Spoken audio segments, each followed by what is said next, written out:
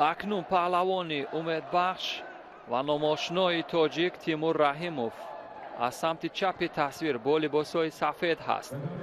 با همان سبک ویژه خود به صحنه رقابت وارد می شود. او در برابر اریک ابراموف، پهلوان 23 ساله آلمانی رقابت می کند. تیمور رحیموف تجربه اشتراک در بازی های المپی را دارد و یک نشانی طلای گرند سلم در سال 2022 از باکو را دارد.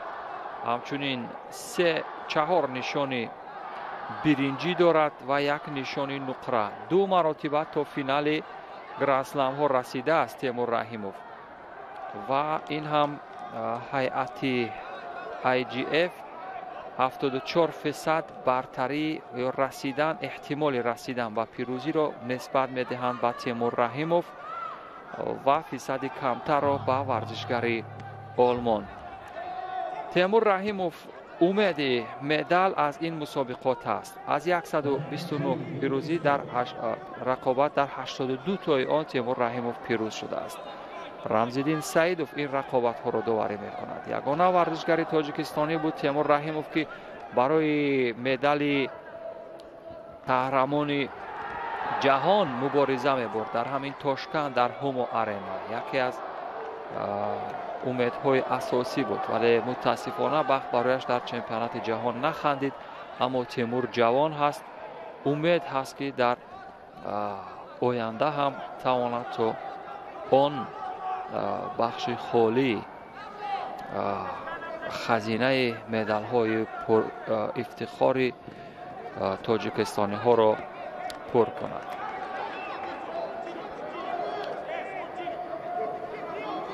با هر دو رمزالدین شیدا میدهد با دلیل کومیکاتا یا همان بخش کندن کومیکاتا های حریف به اساس.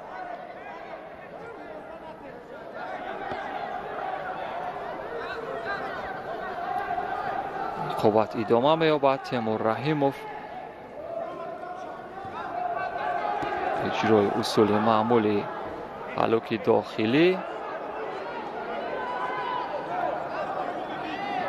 امروز هم تیمور رحیموف شماره 1 ورزشگران سنگین وزن هست با داشتن 1260 امتیاز از مسابقات ماسترز و از گرند اسلم باکو که 1000 امتیاز گرفت و بعد از آن از گرند اسلم باکو در مجموع 5935 امتیاز دارد که در صدر ورزشگران سنگین وزن هست. در بخش کار در زمین از اصول خفه کردن موقعیت داشت برای استفاده کردن ولی ورزشگر آلمان توجه دفاعی خوب داشت. فرصت هست 1.5 دقیقه بیشتر تا پایان وقت اساسی. اصول های مورد نظر تیمور رحیموف تا اینجا اتفاق نیفتادند ولی امید هست که در ادامه رقابت اتفاق بیفتد.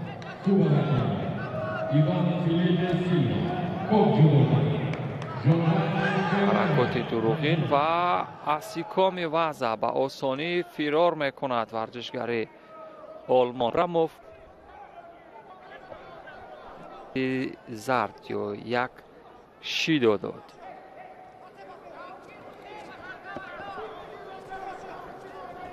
ولی این تیمور را میتواند به وجه بیارد و ببینید چگونه یک استفاده اصول معمولی تکنیک دستان را با اجرا در آورد ولی موفق نشد. 46 ثانیه تا پایان وقت اساسی. تیمور رحیموف امید مدال از مسابقات گرند اسلم تاشکند در سال 2023 احساس خطر میکند در این رقابت اگر اجرای اصول نداشته باشد.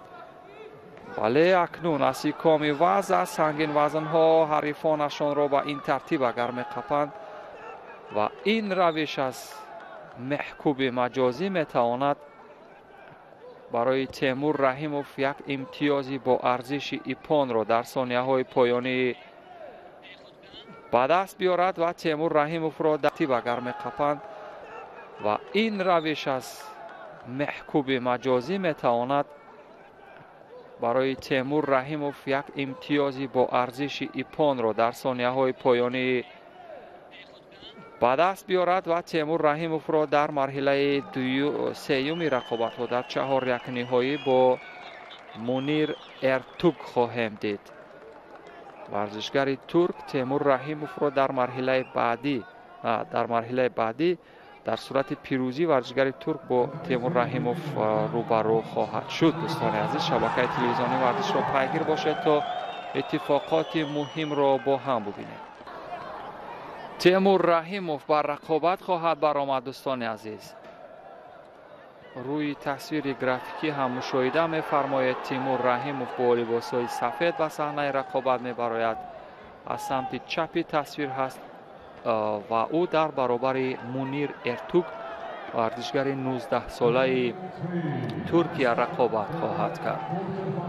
باز هم داور مرکز، داور درجه المپی از ازبکستان رمزیدین سعیدوف است که این رقابت را داوری خواهد کرد. یادآور میشم که ورزشگر 19 ساله ترکیه در گرند اسلم ها این 6مین بار است اشتراک میکند. پیش داوری IGF رو در مورد این رقابت ببینیم. 85 در 15 بر سود تیمور رحیموف است. ببینید چگونه در حالی که تیمور رحیموف چنگ زد به کمر حریف دیگر توپ آوردن نتوانست، فوراً به روی تتمی شد. داور هم اشاره کرد که راه فرار او یک فرار دروغین بود و یک شیدو داد. از 130 در 83 رقابت پیروز شده است تیمور رحیموف و از 81 رقابت در 45 تایش ارتوگ منیر پیروز شده است. اما قریب بود که یک خطر برای تیمور ایجاد کند و با سر ضربه زده باشد شاید بر روی تیمور.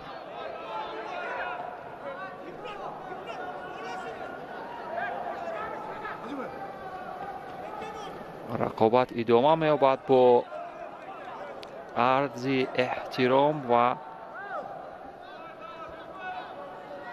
یک پوزش خواهی که از سوی ارتوگ بود.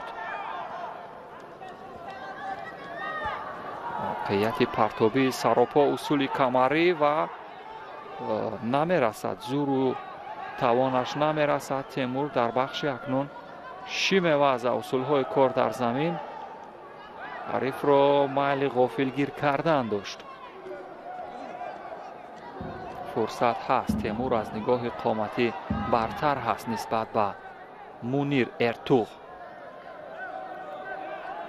تیمور هم از زمره ورزشگران پر افتخارترین سنگین وزن در بخش پهلوانان تاجیک است که از فصلهای جدای جهانی مدال های با ارزش در کارنامه دارد. حرکات او به سمت چپ با همان هلوک معمولی داخلی ولی به نتیجه بود.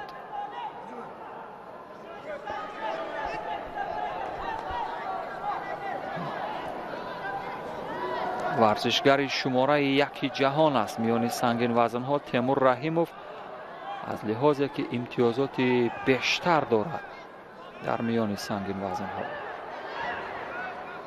وقتی او به صحنه رقابت وارد می شود، راوی میدان ورزشکار شماره 1 می گوید و میدان وارد می شود و تشویق می شود. تیمور رحیموف هم در ازبکستان هواداران و مخلصان خود را دارد. چون ما در تاشکند در چمپیونات جهان حضور داشتیم، واقعا مخلصانی که آنجا یک کلوب ویژه خود را داشتند تیمور را تشویق میکردند با همون موسیقی های مخصوص و با نیداهای پرحرارت. و به نظر میرسد ورزشگر جوان ترک منیر ارتوگ هم سرکار بود و این باعث شد که یک شیدو بگیرد تیمور رحیموف. تیمور رو داوری مرکز رمزیدین کمکارتر دید. اکنون ببینیم در این فرصت چی اتفاق می افتد. در حالی که به ورزشگران شیدو می دهند فوراً آنها به حمله می گذارند. اما اجرای اصول ببینید قریب بود که تیمور رحیموف این چرخیشه که حریف رو داد یک امتیاز میگرفت، ولی رها کرد حریف رو و فرار نمود، وگرنه احتمال داشت که یک امتیاز وزر اتفاق بیفتد. چرخش دادن حریف ورزشگر ترکیه در حالی که اجرای اصول میکند موفق نمیشود. بر ضد حمله ها هم توجه میکند تیمور رحیموف. 55 ثانیه تا پایان وقت اساسی و این هم یک چرخش نمیشود. ببینید چگونه این ورزشگر ترکیه هرچی بود و بود میگوید و به یک سمت توجه میکند. داور منع کرد رقابت رو.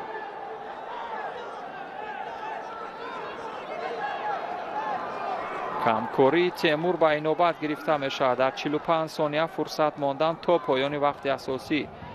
اکنون باید تیمور قپیده و اجرای اصول کند، در بخش قپیدن هم تلاش کند و نگذارد. اکنون اجرا میکند اصول را و بالاخره موفق میشود. ببینید چگونه اصول معمولی هلوک داخلی رو اجرا کرد،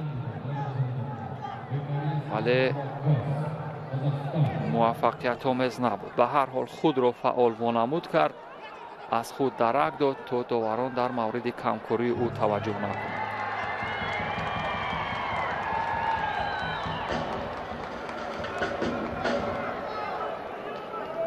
جنگ نوبتی به سمت چپ، جفتی آستین حرک پایزنی، ولی ورزشگر ترک ببینید چگونه وزر کار میکند. دوستان عزیز، ثانیه های پایانی تیمور رحیموف در حال بازنده شدن هست و او به سایتو نگاه میکرد. سایتو که یکی از ورزشگران اصیل است. 6 ثانیه تا پایان وقت اساسی باقی ماندن. یک پایزنی وزر ببینید چگونه جواب و سیکام وزر. احسن به هنر و استعدادی که در 6 ثانیه اتفاق افتاد. با این میگن قدرت و توانایی و با این میگن یک حمله واقعا دیدنی. در 6 ثانیه پایانی یک جواب بسیار محکم. پایزنی همون دهشی برای اصول بسیار جذاب گلدن اسکا. تیمور رحیموف در 13 گلدن اسکا پیروز شده است از 22 گلدن اسکا و در 7 گلدن اسکا پیروز شده است مونیر ارتوگ از 15 گلدن اسکا. اکنون تیمور رحیموف که بسیار ماهرانه توانست همان اصول مورد نظرش را استفاده کند، واقعا جوابی خوب گردانید و توانست که در اجرای این بندی جذاب و یک اوچیماچای دیگر در مد نظرش کنترل تعادل حریف را بسیار خوب پیخست کرده توانست و آن را خوب به اجرا در آورد. به همین ترتیب تیمور رحیموف جواب بسیار محکم گردانید. دوستان عزیز، این یک بازگشت بود در حالی که در 6 ثانیه باقی ماندن پیروزی بر سود ارتوغ بود. به هر حال با تجربه ها کار خود را خواهند کرد. تجربه در برابر نوجوانی هست. جفتی گریبان حریف محکم از سوی تیمور رحیموف گرفته می شود. اصولی هلوک داخلی یا پایزنی کدام اجرا خواهد شد و این از تعادل حریف وابسته است. فوراً باید اصول اجرا شود وگرنه و اجرا می شود. به این ترتیب یک شیدو برای ارتوغ مونیر هست یا نه؟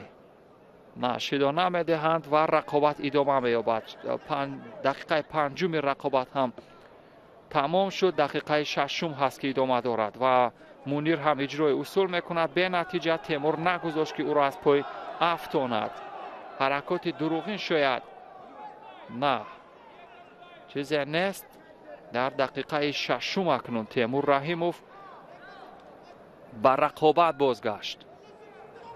اجرای آساتو به این ترتیب اپان جذاب رقم خورد و سایتو هم نگران هست که تیمور رحیموف اگر بر نیمه نهایی رود و سایتو با او روبرو شود احتمال دارد که یک حریف جدی رو پیش رو می‌بیند، چون سایتو از تیمور می‌هراسد. شماره یک دنیا هست به هر حال در دسته سنگین وزن ها.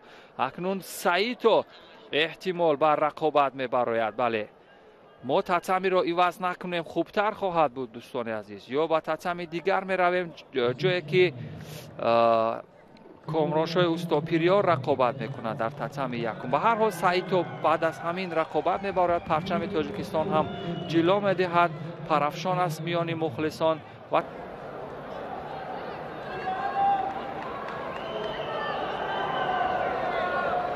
و دوستان عزیز، لحظه فرا رسیده است که پهلوان ما چهره سرشناس کشور تیمور رحیموف با حریفش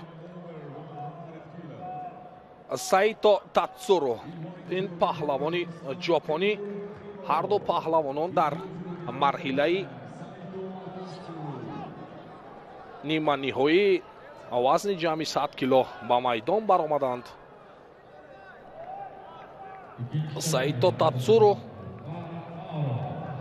این پهلوانی 20 ساله ژاپنی که حریف تیمور رحیموف است. یک حالتی خیلی هم خطرناک برای تیمور رحیموف. وزنش کمی زیادتر از پهلوانی ما سایتو پهلوان ژاپنی رو و دوباره از جای برمیخیزند پهلوانان.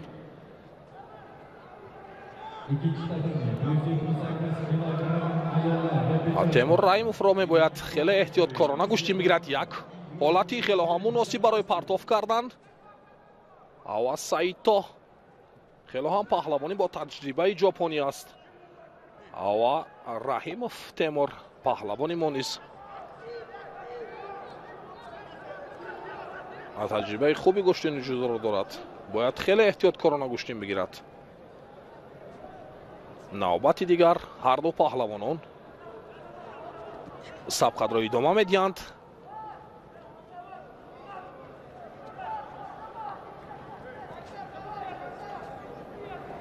و یک حالتی خطرناک بود برای تیمور رحیموف و یک از پشت پای سایتو خواست ضربه بزند تیمور رحیموف و یک حالتی خطرناک و این حالت هم پشت سر میگردد. تیمور رحیموف در دور اول آزاد بود، در دور دوم پهلوانی آلمان ابراموف را شکست داد و در مرحله چهار یک نهایی پهلوانی ترک ارتوک را شکست داد. در این مرحله نیم نهایی وزن جمعی 100 کیلو با پهلوانی با تجربه ژاپنی سایتو هنرنمایی میکند که یک حالتی خیلی خوب بود برای تیمور رحیموف.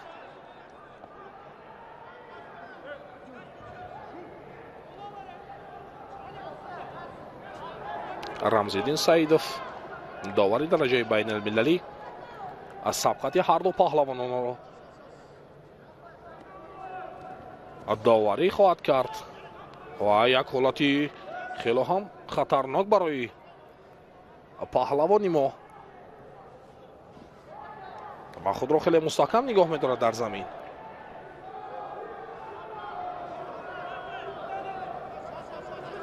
لحظه های خیلی هم پر حساس، لحظه هایی که تیمور را میباید خیلی هم احتیاطکارانه گوشتین بگیرد.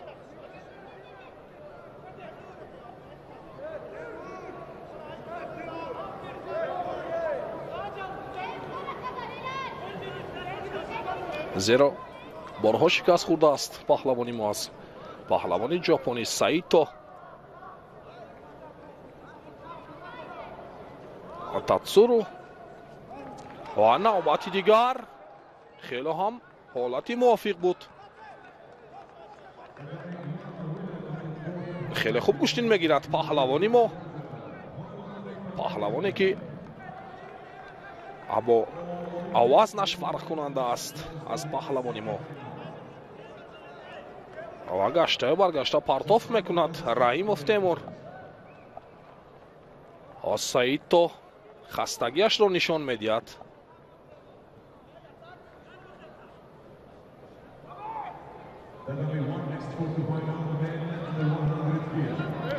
نوبت دیگر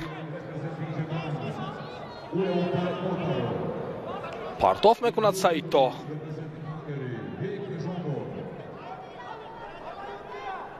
و برای کمکاریش با پهلوانی ما رمزالدین سعیدوف شیدوی نخست رو نشان میدهد. لحظه های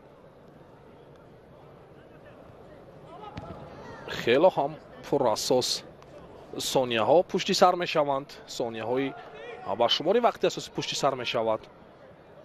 و پهلوانی ما برابر گوشتین میگیرد با سعیدو تاتسورو. و گشته و برگشته حرکت میکند. پرتاف میکند سعیدو. ولی پهلوانی ما نیز خود را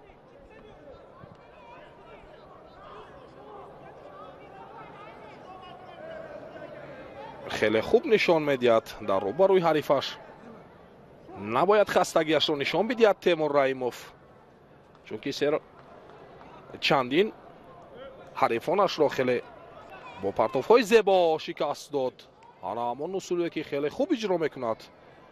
دست رو مستحکم میگیرد و از پشت پای حریف ضربه میزند. خواهش بسندگی نمیکند برای سعیدو. همینطور 4 دقیقه وقتی اساسی پشت سر می شود و کار با وقتی طلایی می رسد برای مدال این مسابقات را به گردن آویختند. پهلوانی ما می بینیم کدام پرتافتی طلایی را با روی ما و شما تماشابینان عزیز نشان میدهد. یک لحظه دیگر برای پرتاف کردن برای تیمور رحیموف. خیلی هم خوب گوشتین میگیرد و یک پرتافتی که از جانب سعیدو بود. این هم امتیاز وزاری رو به دست آورد.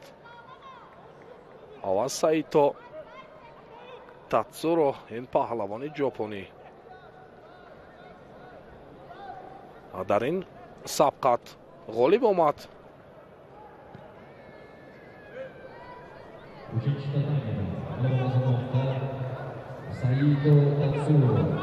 و در به مرحله نهایی راه خط میگیرد. سعیدو تاتسورو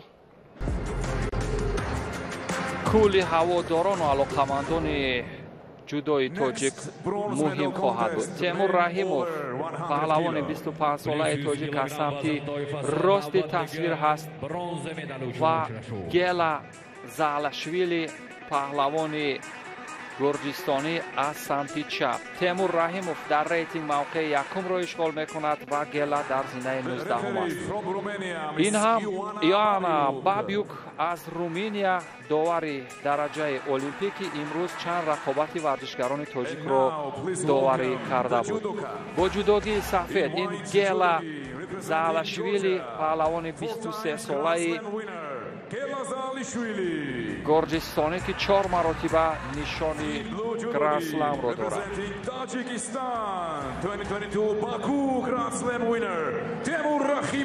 بله، تیمور رحیموف برنده گرند اسلم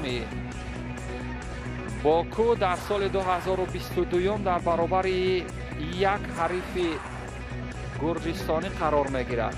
تیمور در برابر حریفان گرجستانی چندان خاطرات خوب ندارد از اینکه بارها با همان سنگین وزن گرجستانی گورم توشیشویلی ناکام شده است. ولی اولین بار است که تیمور در برابر گیلا زالاشویلی رقابت میکند.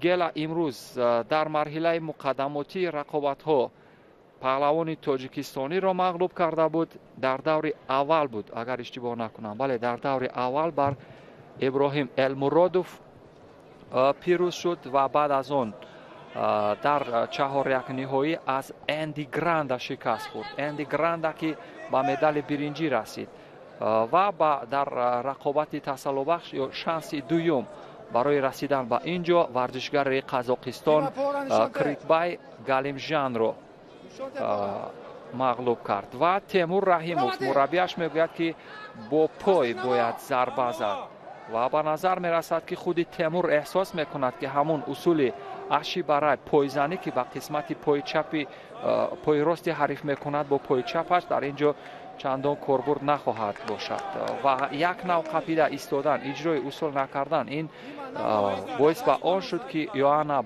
بابیوک کارد زرد یا شیدو بدهد و هر دو با دلیل کمکاری کارد زرد بدهد. تیمور رحیموف امروز رقابت ها را بسیار خوب شروع کرده بود. در دور اول بر اریک ابراموف از آلمان در مدت 3 دقیقه 58 ثانیه پیروز شد بر روش اسیکومی وضع یا اداره کردن حریف و در دور دوم حریفش از ترکیه منیر ارتوغ را شکست داد.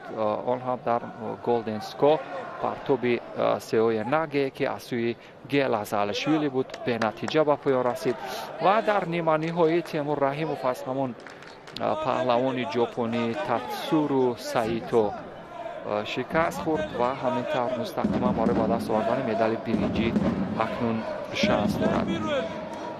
در کارنامه گلازالشویلی هم نشان طلای گرند سلام هست چون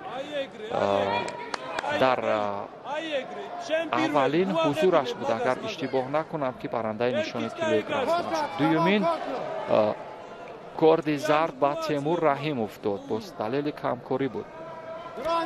اولین حضورش در گرند سلام ورزشگر گرجستان در باکو سال 2019 هم بود که نشان طلا گرفت. بعد از آن طلای گرند سلام تل آویو رو به دست آورد. همچنین از تیفلیس دو مرحله سالهای 2021 2022 هم طلا گرفت و مربی تیمور میگوید که نباید همون کمیکات را به حریف واگذار کرد فقط قپید و کار باید پایزنی به این ترتیب تیمور خیلی خوب ببینید چگونه تعادل حریفان را پیخست میکند. پایزنی تیمور خوب است. با این روش اگر ضربه زند این عاقلانه خواهد بود در اینجا. ببینید مربی تیمور رحیموف هم خیلی نگران هست.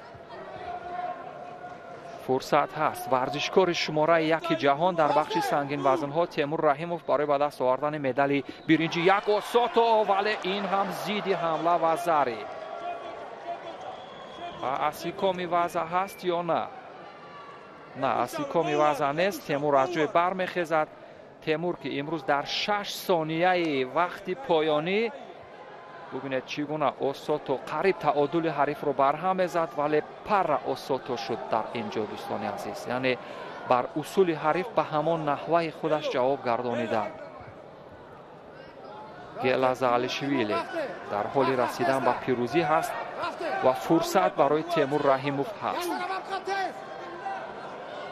موقعیت از قسمت راست گریبان به دست چپ اکنون اصول اوچیماتا پایزنی اوساتو به نظر می رسد که یک ورزشگر قوی اراده هست و ببینید چگونه زیدی حمله پیاپی صورت می گیرد و گلازالشویلی باز یک گرجی اصلی دیگر که در برابر پهلوان ناماشنای ما قدرت و توانایی ورزشگران گرجی را به نمایش می گذارد و مدال برنجی و گرجستان می رود. متاسفانه تیمور رحیموف در رقابت های گرند سلام تاشکند زینه پنجم را اشغال می کند و یک نشان برنجی دیگر و گرجستان می رود. گرجستان هم با اولین برنجی را در گرند سلام تاشکند به دست می آورد و توفیل استعداد همین گلازالشویلی.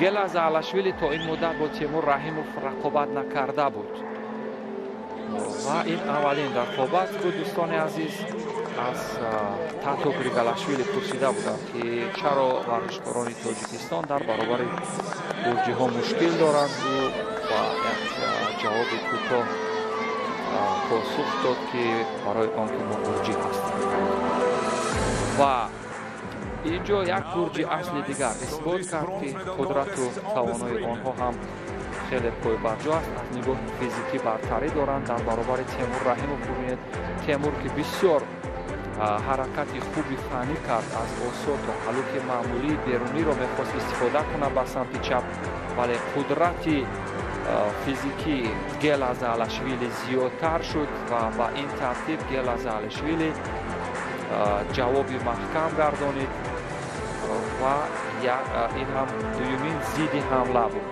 Темур ҳам дар масофаи наздик ҳам кӯшиш кард, вале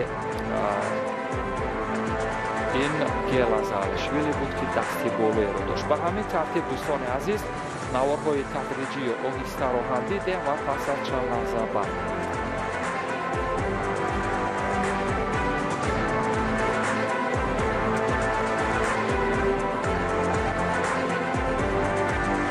Tashkent Grand Slam bronze medalist representing Georgia, Gelazalishvili.